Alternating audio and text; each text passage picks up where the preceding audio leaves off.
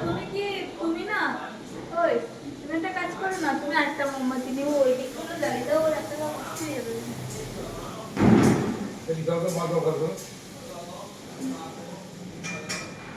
নেওয়ার আগে আমাকে ভিডিওটা তুলতে হবে। সেই জন্য তো বলছি